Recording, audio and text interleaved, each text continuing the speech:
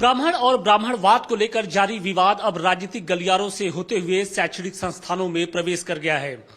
जिस बीएचयू को पंडित मदन मोहन मालवीय ने बनवाया था, उन्हीं की बगिया में अब इतिहास विभाग की ओर से एक ऐसा सवाल पूछा गया है जिसने ब्राह्मण समाज को नाराज कर दिया है। दरअसल इतिहास के 4th सेमेस्टर के एग्जाम में एक सवाल पूछा गया है और वो सवाल क्या है, पहले हम आपको वो दिखाने की कोशिश कर रहे हैं कि आप ये क्वेश्चन नंबर 4 है और इसमें साफ तौर पे ये लिखा गया है कि ब्राह्मणवादी पितृसत्ता शब्द से आप क्या समझते हैं और चर्चा कीजिए कि किस प्रकार ब्राह्मणवादी पितृसत्ता ने प्राचीन भारत में महिलाओं की प्रगति में बाधा डाली। यानी क्या ब्राह्मण प्राचीन काल में महिलाओं की प्रगति में बाधा डालते थे? ये सवाल पूछा गया है पंडित मदन मोहन मालवीय की ओर से बनवाए गए बीएचयू में। हमारे साथ देखिए मनीषी परिषद से जुड़े तमाम वो लोग हैं, बुद्धिजीवी वर्ग से जुड़े लोग हैं जो लगातार अब इस सवाल पर सवाल उठा रहे हैं, इसकी मजम्मत कर रहे हैं और अपना आक्रोश जाहिर कर रहे हैं। डॉक्टर साहब क्या कहेंगे, जिस बीएचयू को पंडित मदन मोहन मालवीय ने बनवाया था, बहुत त्याग तपस्या किया था, आज उन्हीं के विश्वविद्यालय में ब्राह्मण समाज को लेकर इस तरीके की जो सवाल हैं वो पूछे गए हैं। और सवाल इस बात का है कि क्या जो ब्राह्मणवादी जो पितृसत्तात्मक सोच के जो लोग थे, क्या वो प्राचीन काल में महिलाओं की प्रगति में बाधा डालते थे? कहीं ऐसा नहीं रहा। ब्राह्मणवाद हमारे यहाँ, हमारे जितने धर्म ग्रंथ रहे, जितने हमारे उपनिषद रहे, हर जगह महिलाओं को उचित सम्मान मिला है, उचित स्थान मिला है। हमारे धर्म ग्रंथों में ही आप चर्चा सुनोगे गार्गी की, मैत्रेयी की, कितने विदुषी हुए जिन्होंने अपने कितने ग्रंथ लिखे और कितना उनका योगदान रहा हमारे समाज में। ऐसा कहीं नहीं रहा, लेकिन ये एक फैशन हो गया है किस तरह से ब्राह्मण्स को टारगेट किया जाए। आप आश्चर्य करेंगे कि जिसको महामानव मालवीय ने बनाया, पंडित मदन मोहन मालवीय ने जिस विश्वविद्यालय की स्थापना की सबके लिए, वहां पे ब्राह्मणों को गाली दिया जा रहा है। क्या सोच है, इसका हम घोर निंदा करते हैं और भर्त्सना करते हैं। देखिए सवाल इस बात का है कि क्या बीएचयू के प्रोफेसर्स और जो उनके एचओडी हैं उनको ये सारी चीजें नहीं दिखती? ये सवाल कैसे वहां पर ये सवाल पूछे जा रहे हैं? फैब्रिकेटेड है और गलत तरीके से बनाया गया है। जहां तक रही पितृसत्ता की बात, तो पूरा विश्व ही, ग्रीस की सोसाइटी, रोम की सोसाइटी, पूरा हर जगह पेट्रियाटिक सोसाइटी रही, उसमें हर जगह चेंजेस आ रहे हैं। तो उस पर ब्राह्मणवाद को कैसे जिम्मेदार समझा जा सकता है? यहां पे आप कह रहे हैं कि रोक रहे हैं, तो कहां हर जगह ब्राह्मणवाद ने रोक दिया? ऐसा कहीं नहीं। ये व्यवस्था ऐसी रही। इसके पहले हमारे जो ये एंशिएंट पीरियड से पहले तो मात्र सत्तात्मक सत्ता रही, उसकी भी चर्चा होती है। क्योंकि ब्राह्मणों को ये नहीं दिख रहा है, उनकी सोच क्या है कि वो इस तरीके के सवाल पूछ रहे हैं? नहीं, जो लोग ये सवाल पूछ रहे हैं वो दूषित मानसिकता के लोग हैं। सब लोग उसमें इन्वॉल्व नहीं है, मैं ऐसा नहीं मानता।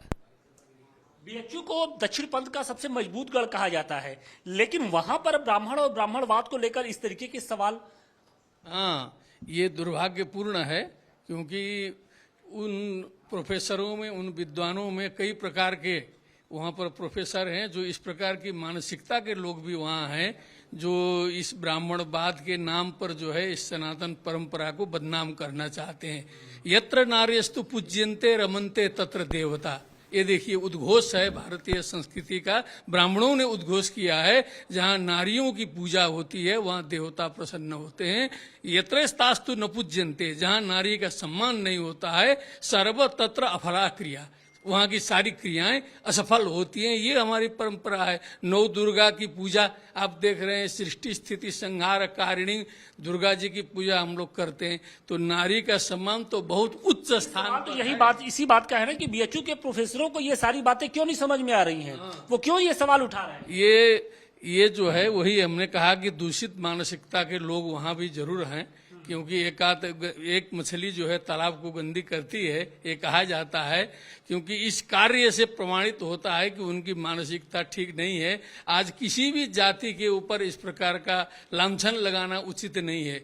ब्राह्मण की रही बात, तो एक आपने जरूर सुना होगा, एक रियाज खान है मध्य प्रदेश के जो है IAS, उन्होंने लिखा, नियाज खान, ब्राह्मण द ग्रेट, एक ग्रंथ उन्होंने लिखा है चाणक्य को लेकर के। उस ग्रंथ को हमने मंगा के पढ़ा, उन्होंने सारी विशेषताएं लिखी चाणक्य की, और कैसे इस भारत वर्ष को जो है अखंड रखने में ब्राह्मणों का योगदान है। कश्मीर से लेके कन्याकुमारी तक, गंगा से लेके गोदावरी तक, ये भारत को एक करने में इसी ब्राह्मणों का तय करने में ब्राह्मणों ने अपना काफी त्याग दिया, लेकिन यहाँ तो ब्राह्मणों को गाली देने की जैसे होड़ लगी। अभी तक तो हम देख रहे थे कि राजनीतिक दलों की ओर से ही इस तरीके की बयानबाजी हो रही थी, और अब तो शिक्षण संस्थानों में भी ये हाल हो गया है कि ब्राह्मण और ब्राह्मणवाद को लेकर एक नई बहस शुरू हो गई है। आप ऐसे समझें, यदि ब्राह्मण नारी को पीछे कर देगा समाज में, हमारा जो ग्रंथ है और जो ग्रंथों के प्रणेता हैं, और उसमें मैक्सिमम ब्राह्मण है, अधिकतम उनमें संख्या ब्राह्मण की है, उनका क्या है? तेन त्यक्तेन भुंजी था वसुधैव कुटुंबकम यत्र नार्यस्व पूजते रमनते तत्र देवता। नारी तुम केवल श्रद्धा हो, संसार रजत पगतल में पीयूष स्रोत बहा करो जीवन के सुंदर समतल में। ये हमारे विद्वज्जनों ने सिद्धांतों को प्रतिस्थापित किया यहाँ। अब प्रश्न उठता है इस प्रश्न का, जो बहुत विधिवत सोचे विचारे तरीके से लाया गया है और जानबूझकर लाया गया है, तो इससे संबंधित कोई न कोई चैप्टर इतिहास के पुस्तक में है। अच्छा, लेकिन जब आपने ये सवाल देखा होगा, इस क्वेश्चन को देखा होगा, तो आपके मन में क्या आया, क्या भाव आया, क्या आपके दिमाग में चीजें आ रही थी? मेरे दिमाग में सिर्फ और सिर्फ यही विचार पैदा हुआ कि कोई ऐसा व्यक्ति वहां क्रियाशील है जो राष्ट्र का विरोधी है, सनातन का विरोधी है, वैदिक संस्कृति का विरोधी है, और वो ब्राह्मणवाद को आगे करके टारगेट करके इन सारी चीजों को हिट करना चाहता है। अब उसकी क्या मानसिकता है, मैं प्रत्यक्षतः चूंकि इस विषय को इस बात का है कि अब अखिल भारतीय मनीषी परिषद इस चीज को लेकर कहां आपत्ति दर्ज कराने जा रहा है? आप लोग कैसे समाज के और लोगों को इस पर एकजुट करेंगे? हम इस संबंध में पहला काम तो ये करेंगे कि कल तक अधिक से अधिक इस पर राष्ट्रपति महोदय को, प्रधानमंत्री महोदय को ज्ञापन भेज देंगे अखिल भारतीय मनीषी परिषद की तरफ से।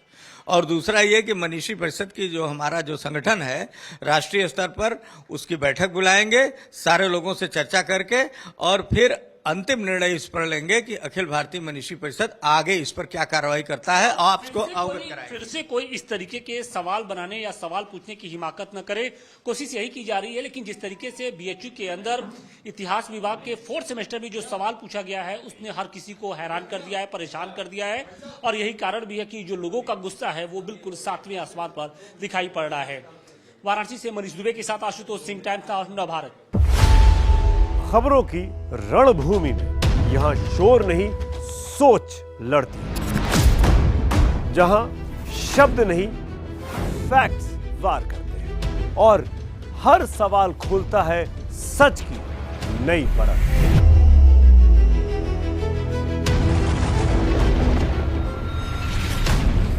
चक्रव्यूह आपके अपने सुमित अवस्थी के साथ सोमवार से शुक्रवार शाम 6:57 पर टाइम्स नाउ नव भारत पर।